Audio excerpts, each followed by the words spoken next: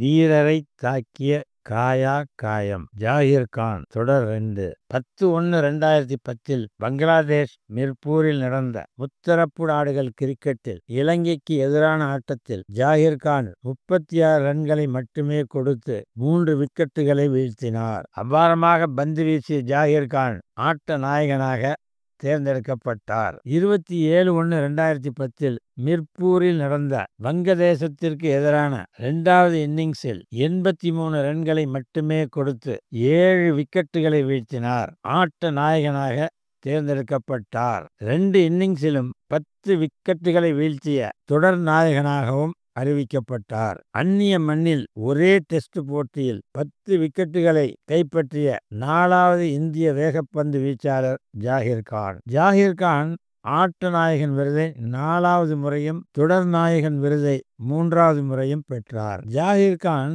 வெளிநாடுகளில் 43 டெஸ்ட் போட்டிகளில் பங்கேற்று 164 விக்கெட்டுகளையும் உள்நாட்டில் 27 டெஸ்ட் போட்டிகளில் 71 விக்கெட்டுகளையும் கைப்பற்றினார். வெளிநாடுகளில் ஒரு இன்னிங்ஸில் 5 அதற்கு மேற்பட்ட விக்கெட்டுகளை 7 முறை வீழ்த்தினார். 14/2/2010 கொல்கத்தாவில் தென்னாப்பிரிக்காவிற்கு எதிரான 2வது டெஸ்ட் கிரிக்கெட் முதல் இன்னிங்ஸில் ஜாகிர் கான் 4 ரன்களில் கிரேம் ஸ்மித்தையும் அடுத்து பீட்டர்சனையும் 4வது ஓவரில் அசீம் ஆம்லாவையும் 77 ரன்கள் கொடுத்து 3 விக்கெட்டுகளை வீழ்த்தினார். 90 ரன்களில் 4 விக்கெட்டுகளை வீழ்த்தினார் ஜாகிர் கான். 2ஆம் நாள் ஆட்டத்தில் 12 ரன்களில் வார்னலையும் ஆட்டமிழக்கச் செய்தார். 90 ரன்களில் 4 விக்கெட்டுகளை வீழ்த்தினார். 2010 அக்டோபர் முதல் வாரத்தில் மொஹாலியில் நடந்த ஆஸ்திரேலியாவிற்கு எதிரான முதல் டெஸ்டில் 8 விக்கெட்டுகளை வீழ்த்திய ஜாகிர் கான்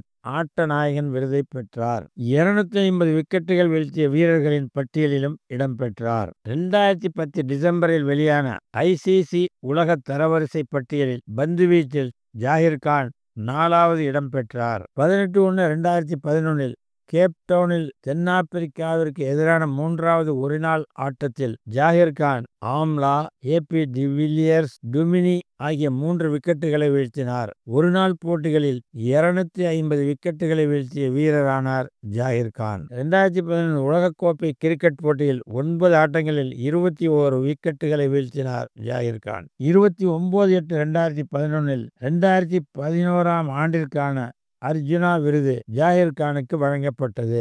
கால் காயத்தினால் நீண்ட ஓய்வில் இருந்து திரும்பிய ஜாகிர் கான் 27/12/2011 மெல்போர்னில் நடந்த ஆஸ்திரேலியாவிற்கு எதிரான முதல் டெஸ்ட் போட்டியில் 77 ரன்கள் மட்டுமே கொடுத்து 4 விக்கெட்டுகளை வீழ்த்தினார். 2ஆம் நாள் 2வது இன்னிங்ஸில் 53 ரன்களை கொடுத்து 3 விக்கெட்டுகளை வீழ்த்தினார். 12/10/2013 ஹூப்ளியில் நடந்த மேற்கிந்திய தீவுகள் A அணியுடன் 3வது டெஸ்டில் இந்தியாவின் A அணியில் விளையாடிய ஜாகிர் கான் அபாரமாக பந்து வீசி 4 விக்கெட்டுகளை வீழ்த்தி இந்தியா வெற்றி பெற வித்திட்டார். 2015 IPL கிரிக்கெட் போட்டியில் டெல்லி டேர்டெவில்ஸ் அணியின் கேப்டனாக இருந்த இடதுகை வேகப்பந்து வீச்சாளர் ஜாகிர் கான் 2016 9வது IPL கிரிக்கெட் போட்டியிலும் அதே அணியின் கேப்டனாக நியமிக்கப்பட்டார். லண்டனில் உள்ள மெல்போர்ன் கிரிக்கெட் கிளப் MCC கௌரவ வாழ்நாள் உறுப்பினராக நியமிக்கப்பட்டார். இந்த சிறப்பை பெறும் 24வது இந்திய கிரிக்கெட் வீரர் ஜாகிர் கான்.